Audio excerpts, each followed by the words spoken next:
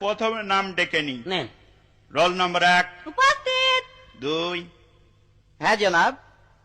3, 4। 4 role father তোর না? জি। তা উত্তর দিচ্ছিস না কেন? কি উত্তর দেবো? কি উত্তর দেবো? উত্তর দিবি না? কি উত্তর দেবো? আপনি দেখছেন আমি সামনে বসে আছি বেঞ্চিতে, আপনি এসে জিজ্ঞাসাও করলেন কথা আইছিস, আমি বললাম হ্যাঁ আইস। আবার নতুন করে কি উত্তর দেবো? নতুন করে আপনি কি আর দেখছেন দেবেন? আমি আইছি, প্যান দিয়ে খুঁচা মেরে দিলেই তো হইয়া যায়। সারা জীবন এরামই থাকলো। এরম থাকলো। Roll number 5। Yes, sir.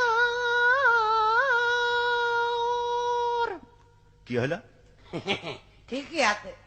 ঠিকই আছে মানে? এই সরি সরি উত্তর দিত, কত সুন্দর লাগলো জিনিস। সুন্দর লাগলো। হ্যাঁ, নাম ডাক কই না আজকে, এখানে থাক। কইলে তো বিশ্বাস করতি না, আমগো কোচিং ক্লাসের 17টা পোলা আমার পছন্দ করে। তাই নাকি?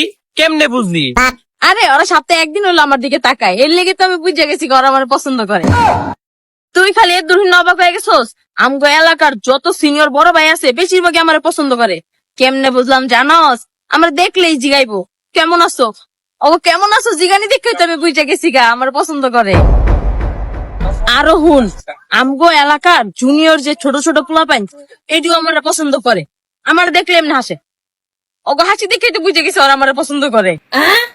ধ্যানে যাইস না। আরো হুন, আমগো এলাকায় একটা দাদা আছে না, বাসতলা বাড়ি আছে যে, হ্যাঁ ও আমারে পছন্দ করে। কেমনে বুঝছি জানস? একদিন আমার দিকে তাকায় কই যাচ্ছে, কয় নাতিন একটা দাদি খুঁজা দিও। আমি তো বুঝা লাইছি আমার পছন্দ করে। জোস, আমি যাইগা। কেন তো যাবি কেন? আমি যে তোর লগে দাঁড়ায় কথা কইতাছি, কখন জানি কবি যে আমিও তোর পছন্দ করি। আমি পদার্থবিদ্যায় 98 নাম্বার পাইছি 100-র মধ্যে, আর 2 নাম্বার পাই নাই কেন জানেন? যে কলমটা দিয়ে আমি পরীক্ষায় লিখছিলাম সেই কলমটার কালি পুরাই গেছিল। একটার বেশি 2টা কলম কেনার পয়সা ছিল না। আমি ওই কলমটা দিয়ে কত ঘষেছি কিন্তু খাতার উপর কোনো লেখা পড়ে নাই, কোনো লেখা পড়ে নাই।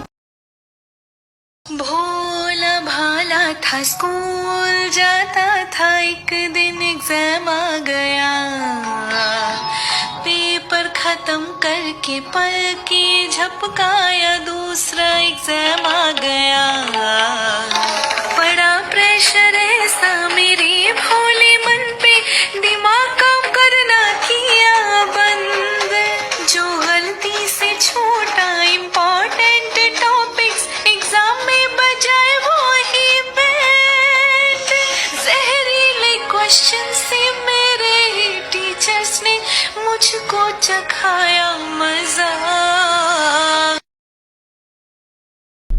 পড়াশোনা করলে পাস, আর পাস করলে আনন্দ।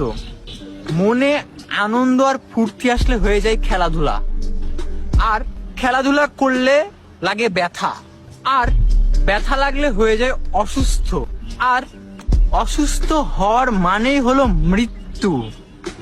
তার মানে লজিকটা কি দাঁড়ালো? পড়াশোনা করলে হয় মৃত্যু। সো পড়াশোনা করার দরকার নাই, পড়াশোনা করার কোনোই দরকার নেই।